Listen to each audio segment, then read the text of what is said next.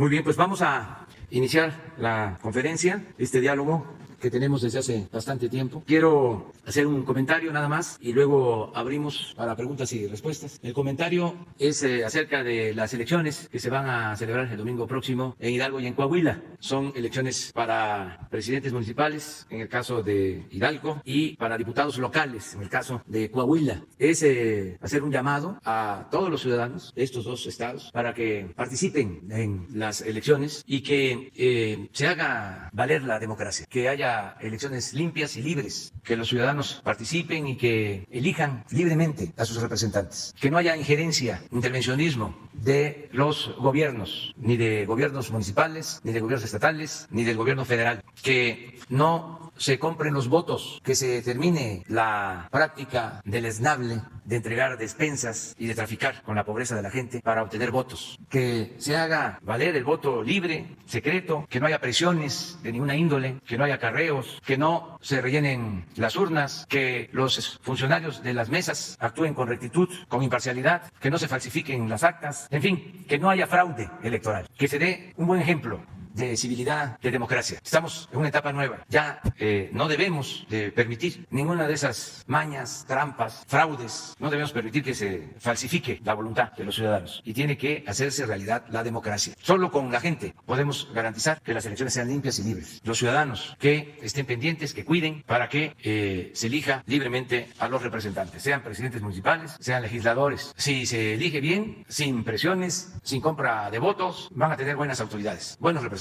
¿Qué sucedía anteriormente? Que compraban los votos por migajas, entregaban dádivas, llegaban a la presidencia municipal y se olvidaban del pueblo. Y cuando la gente iba a reclamarles o a solicitarles algo, hasta los regañaban, los corrían de los palacios municipales, diciéndoles que ya le habían ayudado durante la campaña. A ti ya te dimos, ¿qué me vienes a pedir? Muy humillante, todo lo relacionado con la compra del voto. Entonces, que desterremos esas prácticas nefastas y que no se permita que se utilice dinero del presupuesto, que es dinero de todo el pueblo, para beneficiar a partidos, para beneficiar a candidatos, que haya completa libertad. No sirve de nada estar desde la escuela recordando a nuestros héroes todos los lunes en actos cívicos en honor a nuestros símbolos patrios, recordando la revolución, recordando al apóstol de la democracia, Francisco I. Madero, y participar en fraudes electorales. Eso es una contradicción. Vamos a actuar con rectitud, con legalidad, con libertad, con democracia, nada de imposiciones. Ese es el llamado para los ciudadanos de Hidalgo y de Coahuila que van a tener estas elecciones. También que procuren guardar sana distancia, que se cuiden, que mientras están esperando para votar, guarden la sana distancia. Yo espero que sean elecciones ejemplares, estas del domingo próximo, como van a ser todas las elecciones, porque siempre vamos a estar informando de estos procesos. Uno de los problemas de nuestro país fue siempre la falta de democracia, los fraudes electorales, las imposiciones, el uso del dinero para comprar lealtades, para comprar conciencias, para comprar votos. Ya hemos hablado de que en muy pocos periodos ha habido democracia en el país. Por siglos han habido imposiciones y fraudes. Entonces, la transformación es también que haya democracia. Pues ese es el comentario y vamos ahora a preguntas y respuestas. Quedó pendiente Carlos Pozos. Muy buenos días, presidente constitucional de los Estados Unidos Mexicanos, su servidor Carlos Pozos, reportero de Lor Molécula y columnista de la revista Petróleo y Energía. Ayer no pude darle este dato. Ciudadanos me dicen que era el pulso de la salud. Le comentara que en los hospitales de Grupo Ángeles y Español no se está atendiendo a pacientes con enfermedades respiratorias. En el Grupo Ángeles solo hay un hospital y ya no tiene capacidad. Eso pues para que tuviera la información el secretario de Salud o bien el titular de la Profeco. Ese es un dato. Y empiezo con mi primera pregunta, señor presidente. Esta semana inició actividades del Servicio de Protección Federal, cuya misión es sustituir a las empresas privadas de seguridad en instalaciones y oficinas del gobierno federal. ¿Podría usted decirme de qué tamaño era el negocio de las empresas predilectas de los gobiernos liberales en cuanto a la seguridad que brindaban a instalaciones del gobierno? ¿Y de cuántos elementos va a ser este nuevo grupo? ¿Y por qué se eligió a Manuel Espino como comandante de este agrupamiento? Esa es mi primera pregunta, señor presidente. Bueno, yo creo que fue público y notorio que en los últimos gobiernos proliferaron las empresas de seguridad privada. Se constituyeron muchas policías privadas. Hay, desde luego, la justificación de que no había policías de seguridad pública y, en efecto, no se tenían policías para proteger a la gente. Algún día vamos aquí a analizar cómo creció, por ejemplo, la Policía Federal, que se mantuvo estancada, al grado que ahora tenemos casi 100,000 elementos en la Guardia Nacional, y la Policía Federal llegó a tener incluidos funcionarios administrativos, 40,000, efectivos como 15,000 para todo el país. Y ya hemos hablado de que hasta la Secretaría de Gobernación, que tenía a su cargo la Policía Federal, contrataba servicios a particulares para cuidar sus oficinas. Y habían empresas de estas favoritas que daban servicio al gobierno federal y también en los estados. Crecieron muchísimo esas empresas. Entonces, no se convocó, no se reclutaron nuevos elementos, se estancaron las policías. Bueno, esto pasó en lo federal y pasó también en el caso de los estados. Hoy hay estados que tienen menos policías que el número de elementos de la Guardia Nacional que se han enviado a esos estados. Hay estados donde tenemos el doble de elementos de la Guardia Nacional que el número de policías estatales. Entonces, esto llevó, pues como todo,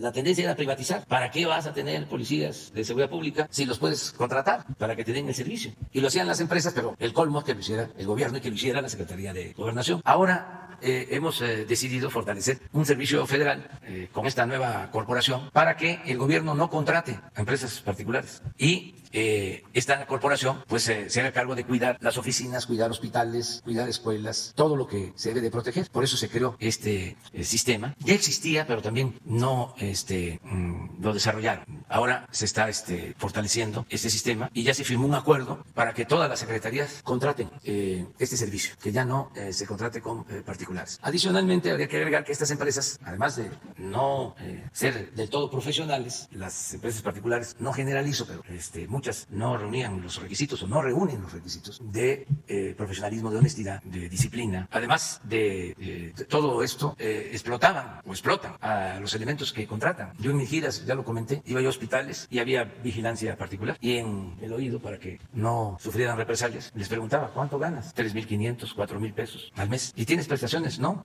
Pero la empresa sí contrataba con la institución por una cantidad importante de dinero. Entonces nosotros no podemos dar ese mal ejemplo. ¿Por qué Manuel Espino? Bueno, porque él tiene interés en ayudarnos de esta forma. Yo suelo preguntarle a los que quieren ayudar y participar en el gobierno, que sí, qué les gusta hacer, en qué área se sienten bien, quieren contribuir, quieren ayudar en la transformación. Y él me comentó que él me quería ayudar de esta forma, y le agradezco mucho y estoy seguro que él va a hacer un buen trabajo para consolidar esta corporación. Presidente, mi segunda pregunta. La doctora María Elena Álvarez Bulla ha informado que el Estado mexicano subsidió con 35,000 millones en transferencias durante el sexenio de Enrique Peña Nieto para la industria automotriz, pues para la búsqueda de colores de pintura, para la industria alimentaria, para la elaboración de pizzas refrigeradas o para nuevas frituras o para la industria refresquera, para nuevos refrescos. Como se podrá apreciar, se privilegiaban los grandes problemas nacionales. También en los fideicomisos, tengo entendido, presidente, se creó un fideicomiso para las pensiones de Banrural, que nosotros conocimos como Bandiral, y pues tenían buenas pensiones esos trabajadores. Presidente, después de esta exposición salen dos preguntas. ¿Podría llamarse a rendir cuentas a los exdirectores del CONACYT, a Juan Carlos Romero Hinks, que fue director de 2007 al 2011, a José Enrique Villa Rivera, que él fue del 2011 al 2013, y Enrique Caballero Mendoza, que él fue de 2013 a 2018? Y en ese mismo sentido, preguntarle, 9 mandatarios estatales de la Alianza Federalista acordaron aplicar controversias constitucionales y amparos a la decisión de eliminarse estos 109 fideicomisos. ¿Cuál es su opinión, señor presidente? Pues que los que están defendiendo a los fideicomisos, pues están defendiendo a la corrupción. Así de claro, porque estos fideicomisos no tenían ningún control, inclusive la Auditoría Superior de la Federación lo ha expresado, de que no había transparencia. Y desde luego se transferían fondos del presupuesto público, dinero de todo el pueblo, a grupos y a empresas. Se subsidiaba a corporaciones que tienen pues muchos recursos. Todo esto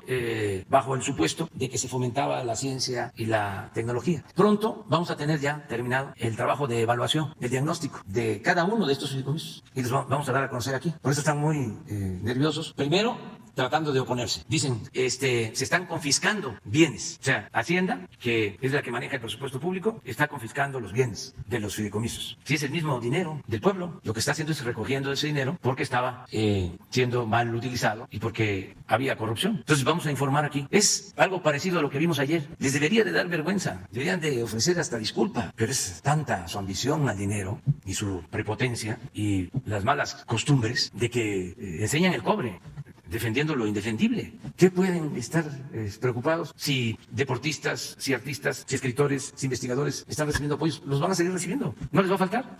¿Cuál es la preocupación? ¿Por qué se defiende este gobierno paralelo o esta dualidad administrativa que eran los fideicomisos? Un distintivo del neoliberalismo era que para permitir el saqueo de los bienes nacionales y favorecer a una minoría, pues fueron creando todo este andamiaje de organismos autónomos para cooptar, comprar conciencias, lealtades. Porfirio Díaz le llamaba de otra manera, decía maicear, pero ya se terminó eso. Ya no hay partidas de moches, ya no se va a permitir la corrupción, nadie va a poder medrar al amparo del poder público como lo hacían anteriormente. Y no le hace que surja el frena 1, el frena 2, el frena 3 y que se venga aquí a protestar el señor Junco de Reforma o Ilio Ortiz del Universal, que sigue abierta la convocatoria, el llamamiento, la invitación a que se vengan aquí, que le vamos a colgar unas buenas hamacas y los vamos a cuidar, así como me cuidan a mí cuando voy a las giras, como dice el Universal, ¿no? Miles de soldados.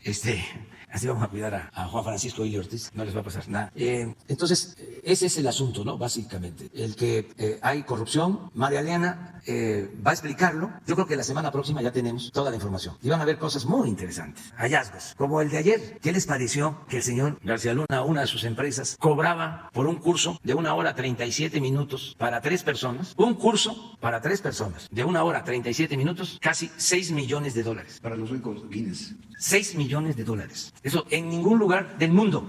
Lo puedo garantizar. ¿Ha de haber aparecido esta nota en 8 columnas en el Universal? No. ¿En la Reforma? A ver, en el Universal, ¿qué salió de 8 columnas? Si no sacaron esto, en una de esas es en contra de nosotros. A ver, vamos a ver las 8 columnas del Universal y del Reforma. Proponen negar registro al partido de los Calderón. Cercan el Senado. ¿Y eso por? No alcanzo a ver. Por los medicamentos. Por los fideicomisos. Sí, ahí está. Vacunar a todo el país contra COVID se llevará un año. Va a tardar mucho. A ver, súbele, si se puede. Investigan a Jesús Seade por peculado, subsecretario de Relaciones Exteriores. No, que yo sepa. ¿Y acá qué dice? No, ahorita vamos a poner Excel porque debe estar igual. O sea, ¿qué dice en la esquina? AMLO no es el más atacado. No, Sergio Sarmiento. Sí.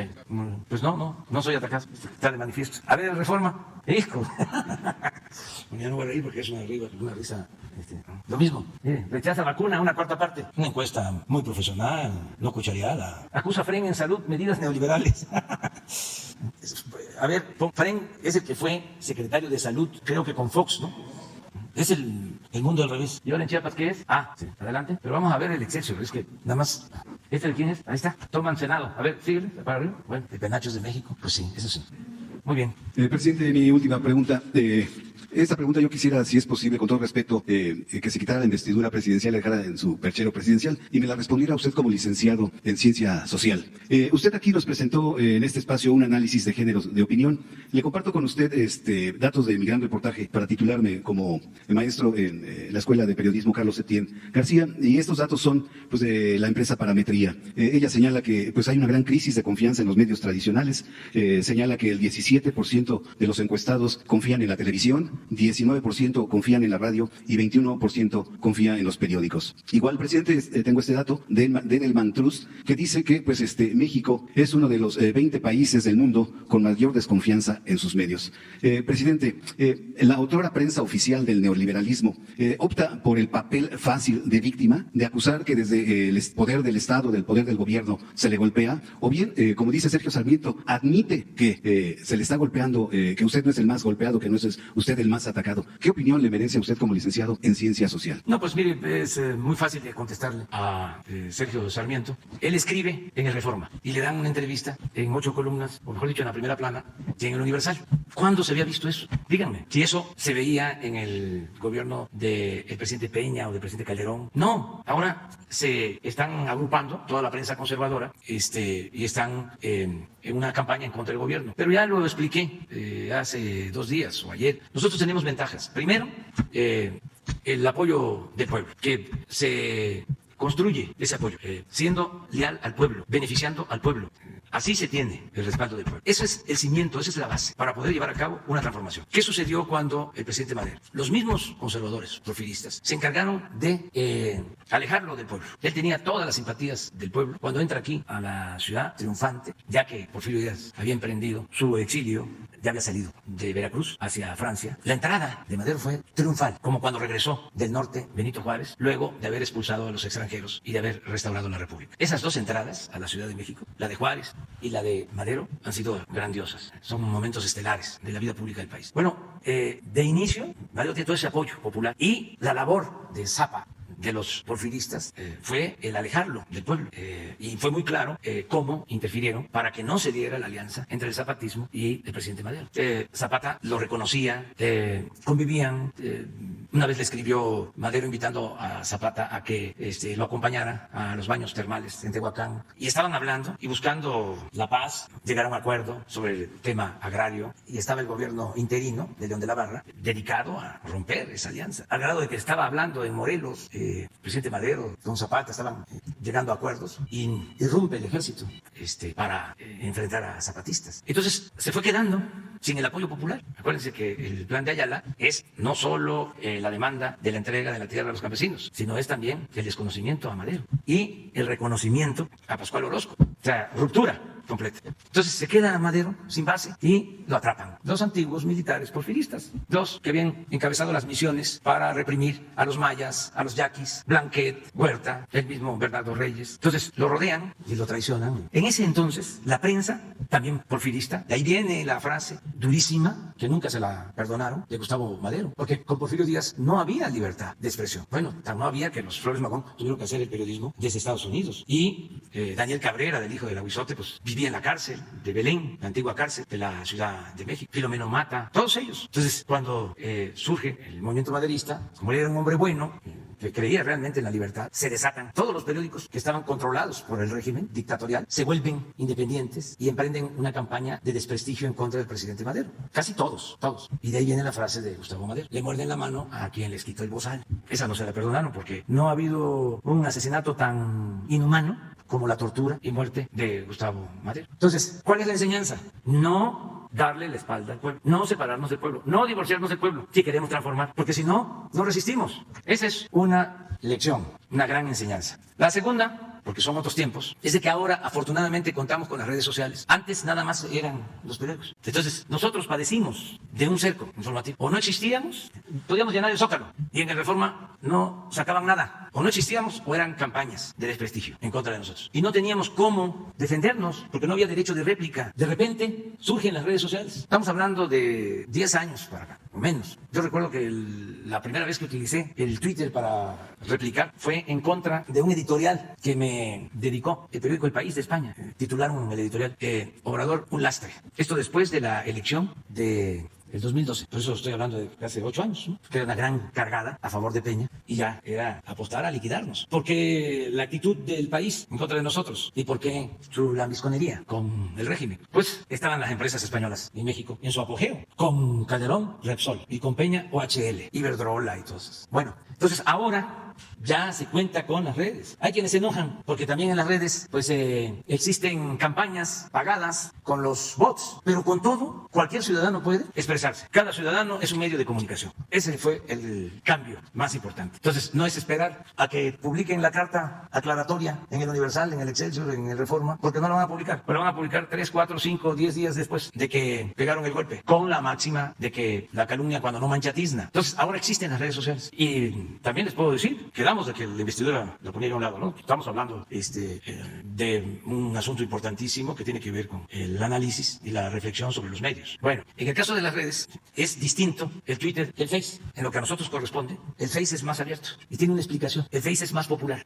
Sí. El Twitter tiene que ver más con clase media hacia arriba. El Facebook es para mayor población. Lo segundo es de que por las características de nuestro gobierno, el apoyo lo tenemos con el pueblo. Entonces, por eso, lo que publicamos en Face tiene mucho más impacto. Es decir, se extiende más, se reproduce más que lo de Twitter, que es más limitado. Y luego hay otra cosa que lo debería de ver Twitter. Me refiero, desde luego, a Twitter México, porque no creo que sea así mundialmente. Aquí, en el caso del Twitter, es donde hay más manipulación, con los bots. En Face no pasa eso. Sin embargo, con todo, son benditas redes sociales. Y lo tercero que nos ayuda mucho son estas conferencias. Imagínense si el presidente Madero hubiese podido tener la oportunidad, si hubiese contado con esta forma de comunicación. Él, que era tan inteligente, un hombre culto, convincente, bueno, hubiese podido, ¿no?, contrarrestar a toda esa pandilla de rufianes, ¿no?, que lo atacaban y que terminaron quitándole la vida. Entonces, ese es el fenómeno. Desde luego, nosotros vamos a ejercer nuestro derecho de réplica. Tenemos que informar a la gente, tenemos que aclarar, argumentar, sin censura, sin que ningún periodista, ningún medio de comunicación sea censurado, sin que nadie sea perseguido, sin que a nadie se le quite su programa, como pasaba anteriormente. Cuando Calderón se acabó el programa de José Gutiérrez Vivó, lo arruinaron. Con el presidente Peña, pues fue lo de Carmen Aristegui y muchos casos más. Estaban completamente cerrados. Yo les puedo aquí contar de cómo nos censuraban. Una vez les dije de que fui a un programa de radio aquí en la ciudad y me estaban entrevistando y de repente el dueño habló con el conductor del programa de radio para que me cortara. Y nos fuimos a comerciales, así como le llaman, vamos a la publicidad, y ya no regresamos. Y el pobre conductor estaba que temblaba porque le dijo el dueño: si lo sigues entrevistando te corro. Y entonces pues yo le dije: no te preocupes, no tienes por qué arriesgarte, cuida tu trabajo, o sea, yo me voy ya. Y él también, pues muy incómodo conmigo, porque incluso llevaba tiempo buscando entrevistarme. Y ese día, porque todavía dijo: ya, vamos a seguir hablando, todos los que tengan que preguntar algo, que llamen por teléfono, aquí está, Andrés Manuel López Obrador. Y de repente un ayudante llegó y que le hablaban: ya vamos a regresar, y ya no regresamos. En otra ocasión en Guanajuato, también un conductor de radio, decía: oiga, usted habla, así un poco como Sarmiento, ¿no?, de que no se le entrevista y que se le tiene bloqueado. Yo le invito a mi programa de radio y concertamos una entrevista por teléfono con el conductor, y como a la semana me mandó a decir que lo habían corrido por mi entrevista y que sí, tenía yo razón. Y así, muchas. Una vez un periodista famosísimo, allá cuando empezábamos, llegó a Tabasco en una estación de radio y me hizo una entrevista, pero grabada. Yo pensaba que estábamos en el aire, ¿no? Que era en vivo. No, la grabó. Nunca la pasó, nunca. Ese era el periodismo, ¿no? Pero ahora son paladines de la libertad. Por eso tenemos que ejercer nuestro derecho de réplica y al mismo tiempo garantizar el derecho a disentir y no limitar la libertad de expresión a nadie. Gracias, buenos días a todos. Presidente, anoche usted en redes sociales dio un poco de más elementos sobre este acuerdo para que los trabajadores que cotizan al Infonavit puedan acceder de manera más rápida y con mayor facilidad a su cuenta de vivienda y a los créditos. ¿En qué va este acuerdo? Si nos puede detallar de lo que se está adelantando y si se van a ajustar las tasas de interés, porque en algunos momentos pudiera parecer un poco más elevada la de Infonavit. Y otra, en el caso del robo de los medicamentos para niños con cáncer, si nos pudiera aclarar, ¿estaban asegurados ya estos medicamentos? ¿Qué es lo que va a pasar? Ha señalado usted que el gobierno mexicano ya había pagado estos medicamentos que se compraron en Argentina, por mi parte de inicio, por favor. Sí, hemos estado platicando con los miembros del Consejo del Infonavit. Es una institución tripartita, tiene representantes del sector obrero, los representantes de los empresarios y el gobierno. Envió una iniciativa de reforma a la ley del Infonavit. El propósito de esta iniciativa, lo central, es que los trabajadores puedan recibir sus créditos sin intermediarios, sin ningún condicionante, y que puedan utilizar el dinero para construir sus casas, para comprar terreno y autoconstruir, para poder comprar una casa usada, para lo que ellos decidan. Es la libertad. Nada de que tiene que ser una unidad habitacional, por toda la corrupción que ha imperado en todos estos créditos, donde les construyen unidades habitacionales mal hechas, en barrancas alejadísimas de los centros de trabajo, en zonas de riesgo. Bueno, tenemos casos, muchos, al grado de que hay como 400,000 viviendas o departamentos abandonados, desocupados, por todo lo que fue la fiebre de construcción de unidades habitacionales en los gobiernos anteriores, por la corrupción básicamente. También no debo generalizar, han habido construcciones bien hechas y los trabajadores están contentos viviendo ahí con sus familias, pero en los últimos tiempos se echó a perder todo lo relacionado con los créditos. Entonces, malas construcciones, muy pequeños los departamentos, 35 metros cuadrados, 40 metros cuadrados, carísimos, 2-3 veces más lo que realmente valen o lo que podrían costar. Entonces, ya queremos terminar con eso. Entonces, que el trabajador reciba su dinero y él decida qué va a hacer. Si va a comprar un terreno, nada más pues recomendarle que cuide, que la escritura sea real, que no lo vayan a timar.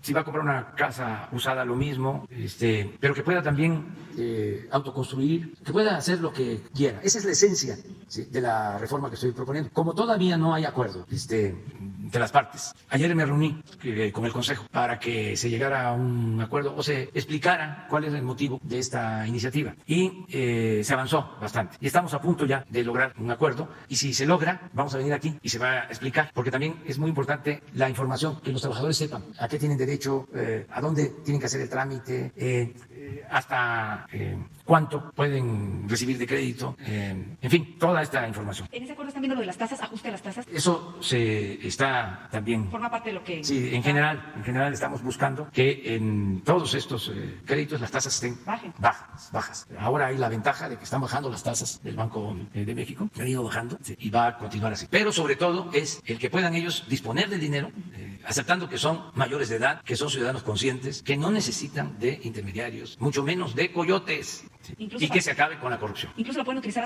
utilizar hasta pagar otra vivienda que no necesariamente sea del Infonavit o bancaria. Sí, eso sí está contemplado. Perfecto. En la iniciativa. Lo de los medicamentos ¿tenían seguro o no tenían seguro? ¿Cómo está eso? Pues se adquirieron medicamentos. Yo les comentaba ayer de que ha habido como una especie de bloqueo, nos ha costado mucho. Hay una escasez de estos medicamentos en el mundo, pero además hemos tenido problemas porque estos medicamentos eran controlados por los que vendían al gobierno. Al momento de que ya no se les compra porque acaparaban toda la compra de medicamentos y había mucho influyentismo y mucha corrupción, entonces empezamos a tener dificultades, ¿sí? Porque es una mafia. O sea, siempre se habla de mafia y se piensa que son los de las organizaciones de delincuentes comunes. No, México ha sido muy afectado por los delincuentes de cuello blanco. Lo que pasa es que esos ni siquiera perdían su respetabilidad. Entonces, estos que dedicaban a saquear, a robar, pues se resisten a los cambios. Es lo que pasa con los fideicomisos en general. Entonces, se lograron comprar medicamentos. No sé si se aseguraron.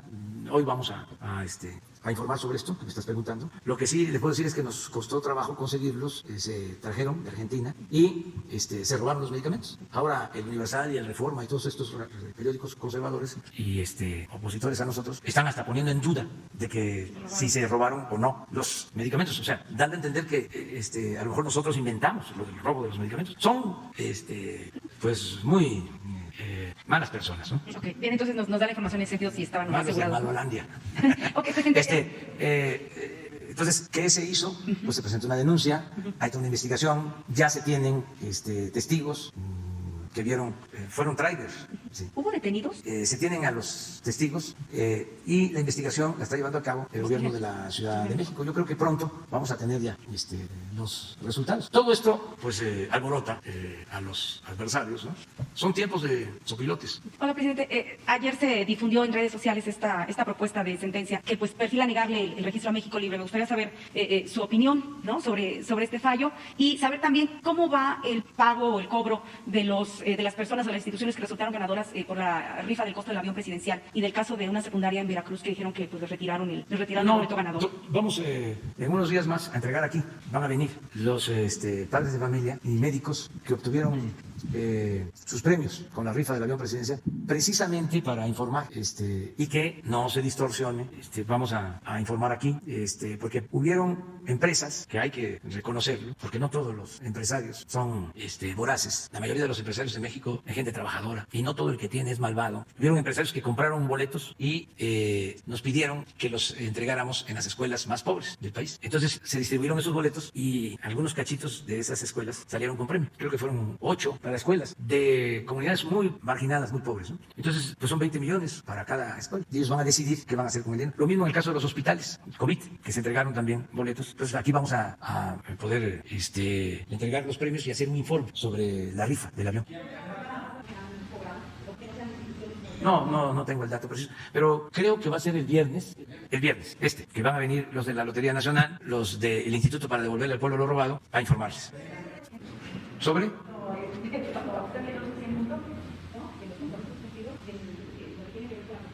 Gracias.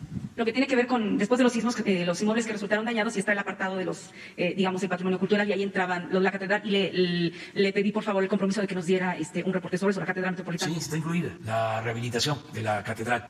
Como se está rehabilitando sobre todo en el sistema eléctrico, que ya era un riesgo, Bellas Artes y así otros inmuebles.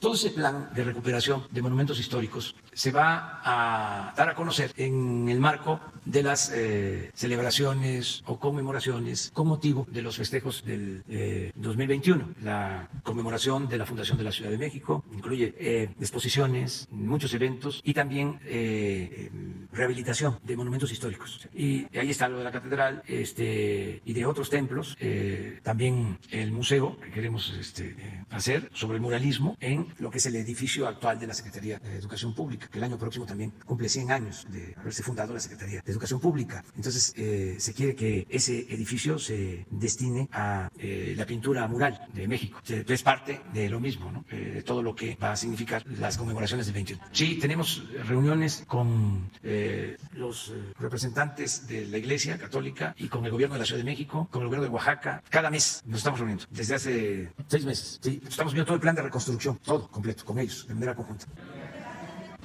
Gracias, presidente Marco Antonio Vera.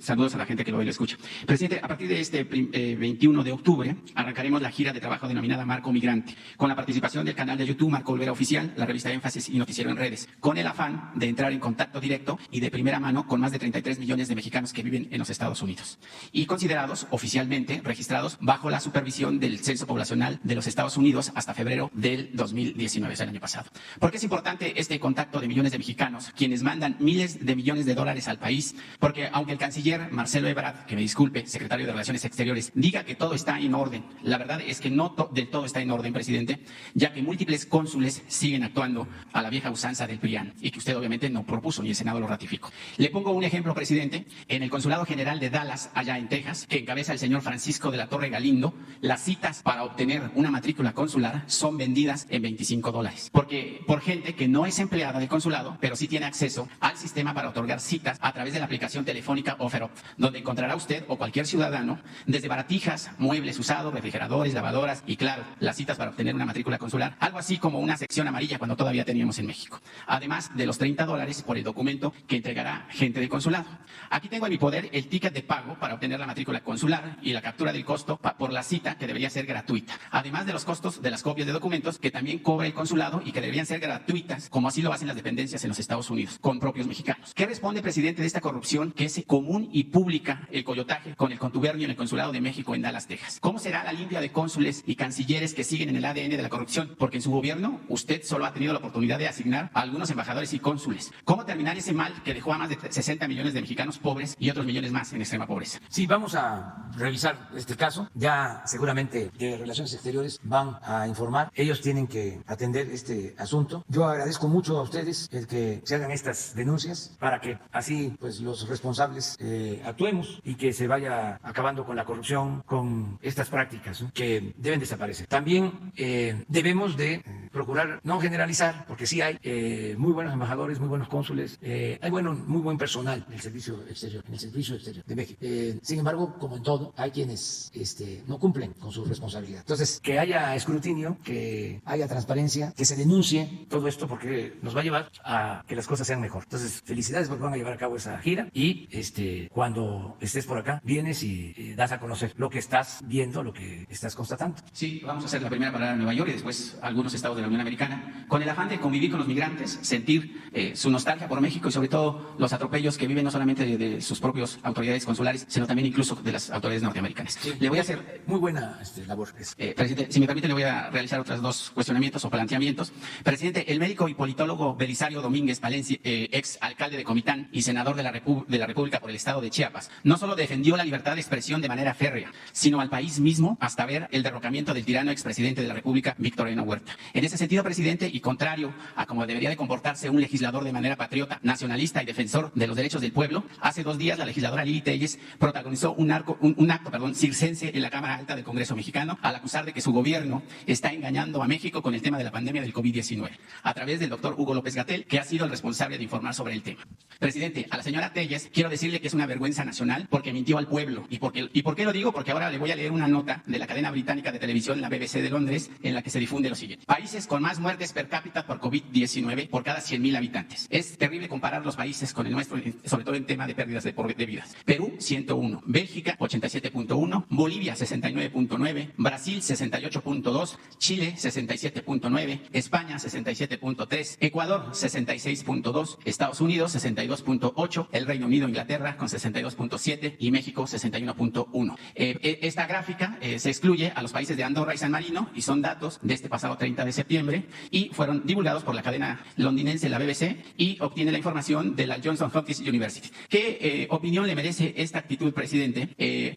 Porque retomo esto porque me gustaría que hiciera una reflexión de gente como Telles, que cobijados por Morena obtuvieron un escaño, un cargo público, y que ahora desde la oposición, el PRI, el PAN, el PRD, el Movimiento Ciudadano, Verde Ecologista, o los partidos en los que los cobijan, pues traicionan a México, y más ahora que llegan pues las elecciones el próximo domingo en Coahuila e Hidalgo, y en el 21 se renovarán 15 gubernaturas, congresos locales, así como alcaldías. Bueno, miren, es parte de lo que está sucediendo en el país. Hay una oposición al cambio, a la transformación. Siempre ha habido oposición a los cambios. Así como hubieron independentistas, hubieron realistas cuando la primera transformación del país. Luego liberales y conservadores. Luego antireeleccionistas y reeleccionistas en la revolución. ¿Sí? Maderistas y porfiristas. Siempre yo hasta celebro que estemos llevando a cabo una transformación tan profunda, sin violencia, porque la independencia, la reforma, la revolución se hicieron con las armas. Y aunque los dirigentes no querían la violencia, Hidalgo, bueno, se le cuestiona que después del triunfo en el Monte de las Cruces no decidió tomar la Ciudad de México. Era un sacerdote. Morelos también. Juárez era pacifista. Madero, bueno, dio su vida.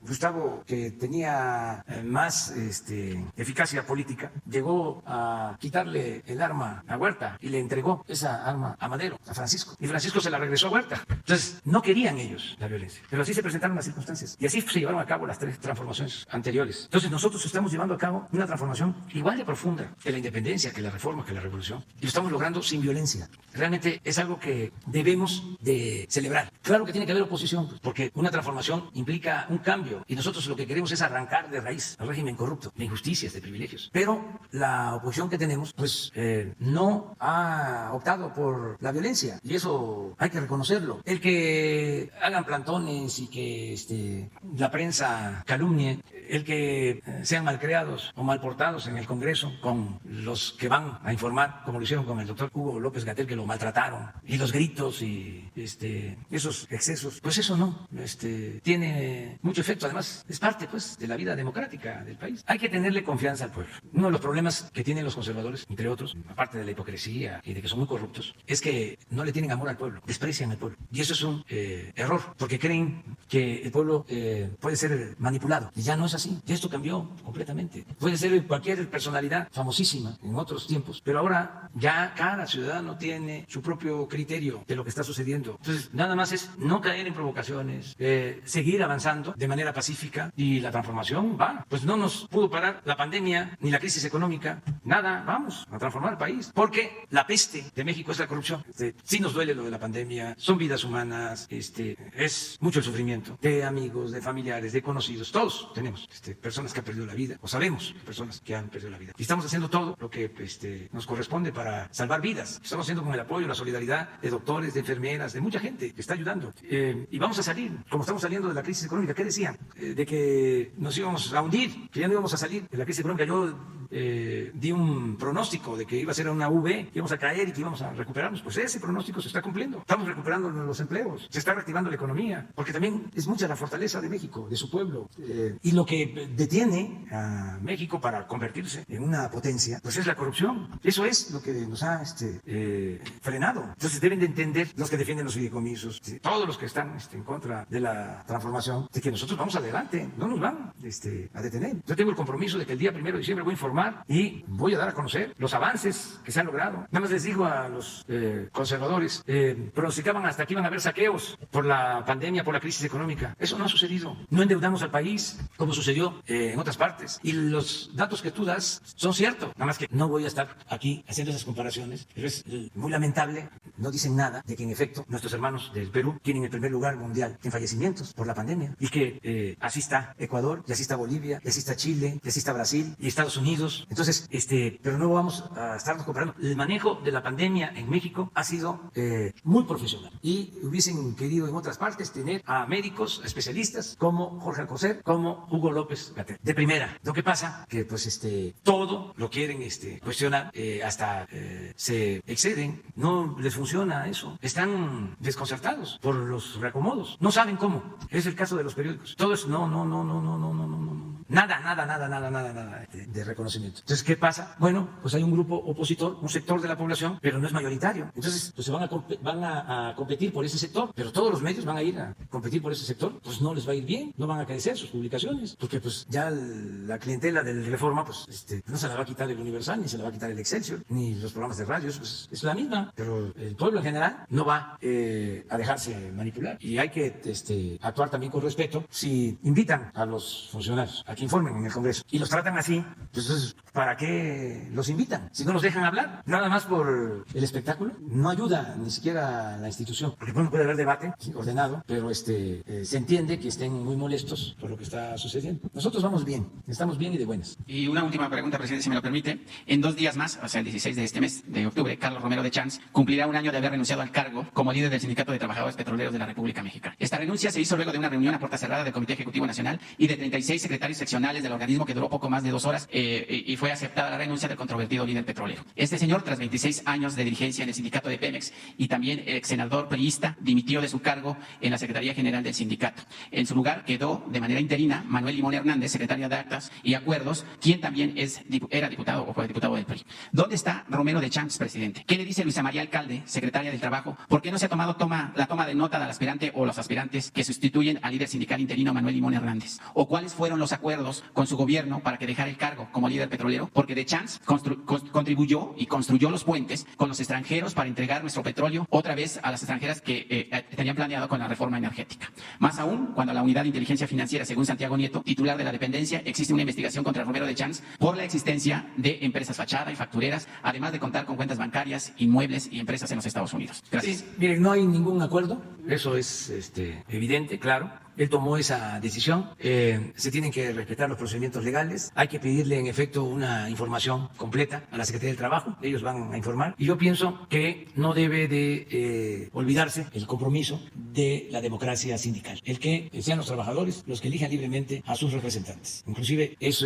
parte del acuerdo que se ha suscrito con el gobierno de Estados Unidos. Por convicción nuestra, se acepta de que los sindicatos lleven a cabo elecciones libres, con voto secreto para elegir a sus representantes. Ese proceso tiene que darse. Si ahora no se ha podido atender, ha sido por la circunstancia de la pandemia, pero regresando a la normalidad, vamos a estar alentando la democracia sindical, respetando también la autonomía de los sindicatos. Pero ya el gobierno no es el que nombra a los líderes sindicales, como era antes. No es, queremos en el sindicato de maestro a esta persona, en el sindicato de Pemex a esta otra, en el sindicato de electricistas a esta persona, o vamos a estar en contra de un sindicato independiente. No, eso ya es historia. Lo que tenemos que hacer es avanzar para que haya democracia sindical. Nada más que lo permitan las condiciones y que Luisa María lo explique aquí, porque incluso está ya por establecerse el tribunal laboral.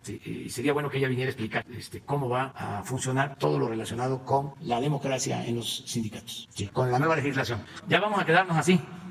Ya es la hora de mañana.